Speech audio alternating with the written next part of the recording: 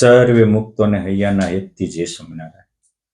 અંતરનો અવાજ સાંભળો અંજવાળા થશે. ટચુકડી પણ મજાની વાત છે. ભલા મુક્તો, એક ભાઈએ બહુ જ કિંમતી ઘડિયાળ ખરીદી, એમાં હીરા પણ જડેલા હતા.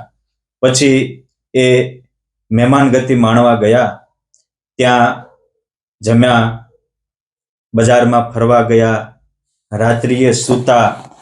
પછી બીજે દિવસે સવારે સ્નાન આદિ કરીને નીકળવા જતા જ્યાં જોયું તો કાંડાની ઘડિયાળ ખોવાઈ ગયેલી. ઘરમાં ઘણા લોકો હતા અને ઘડિયાળ કિંમતી હતી. બધાને કહ્યું કે મારી ઘડિયાળ ખોવાઈ ગઈ છે. બધા જ એકબીજા ઘડિયાળ ગોતવા માંડ્યા.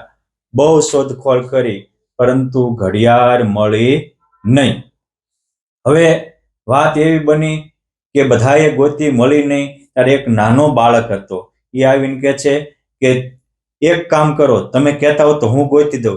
બધાને એમ થયું કે નાના છોકરાની થોડી મળતી છે. અમે બધા કેટલું થાકી ગયા, બધું કર્યું તો ન મળી. બાળક કહે છે કે મને અવસર તો આપો, એક ચાન્સ તો આપો. બધા કહ્યું કે આપો ને, તમારું શું જાય?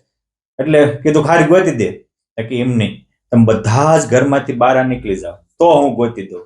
બધા જ ઘરમાં બહાર નીકળી ગયા. એટલે બાળકે કાન માંડીને શાંતિથી જોયું તો ઘડિયાળના કાંટાનો ટક ટક ટક અવાજ આવતો હતો. એટલે એ જ્યાં અવાજ આવતો તે દિશામાં ગયા અને એને પથારી ખોલી તો રાત્રે એની ઘડિયાળ એ જે હૂતો હતો એ ગાડલામાં વાસણમાં તે વીંટાઈ ગયેલી અને મળતી નહોતી. બાળકે થોડીક વારમાં જ હસતો ઘડિયાળ હાથમાં લઈને આવ્યો અને ગોતી આપી. અને બધાને અચંબો પામી ગયા. બધાને એમ થયું કે અમે ઘરના 15-20 સભ્યો ગોતતા તો ન મળી. બાળક તે ગોતી કઈ રીતે?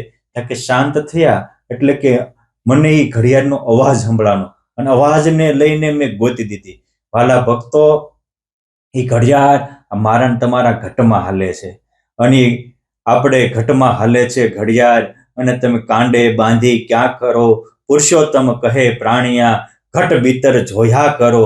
પંડરૂપી પારસમણીમાં, પંડરૂપી પેટીમાં પડ્યો છે પારસમણી. વાવરી જાણે તે જન બળ ભાગી. આ આપણા આત્મામાં ભીતરની યાત્રા કરો. ભીતરમાં ભગવાન છે, ભીતરમાં આપણો આત્મા બ્રહ્માનંદ ને પરમાનંદથી રેલાયેલો છે. માત્ર બાહ્ય જ ખાખા ખોળા કરવામાં તો મેં તમે કરોડો જન્મ બગાડ્યા છે અને હજી એ જ રસ્તે ચાલશું તો હજી પણ જન્મ વ્યર્થ થશે. માટે થોડુંક શાંત બનો, વહેલા ઉઠી અને પોતાની જાતને ઢંઢોળો. સમય ચાલ્યો જાય છે, પછી પાછળથી પસ્તાવો થશે. માટે હજી સમય હાથમાં છે, ત્યાં સુધીમાં પોતે પોતાની જાતને ઓળખી લો. અંતરમાં અંજવાળા થશે અને એ અંજવાળામાં યુગો સુધીનો અખંડ આનંદ, અખંડ અલૌકિકતા અને અખંડ સુખના ધોધ વહેતા થશે.